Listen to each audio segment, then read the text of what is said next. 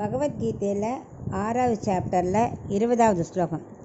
யத்ரோ பரமதே சித்தம் நிருத்தம் யோக சேவையா யத்ர சைவாத்மனாத்மானம் பஷ்யன்னாத்மனி துஷ்யதி. இப்போ இதுக்குள்ள அர்த்தத்தை பார்க்கலாம். 20, 21, 22 அது மூணுமே ஒரே பொருளை எத்திரன்னு தான் வரும். அதுக்கு விடை 23ல் தான் வருது எல்லாத்துக்கும்.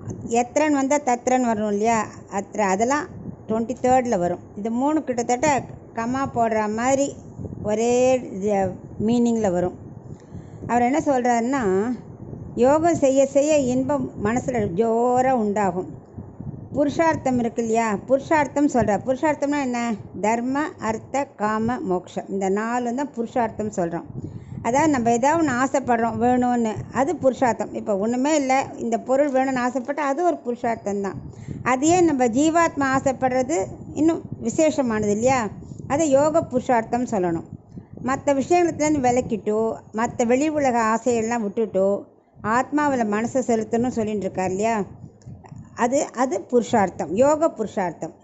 சப்போஸ் நம்ம அடிக்கணும்னு நினைக்கிறது அது பேர் புருஷார்த்தம் இல்லை, அதுவும் ஆசை தான். ஒருத்தன் தப்பு செய்கிறான், அடிக்கணும் தோன்றது இல்லையா, அது புருஷார்த்தம் இல்லை.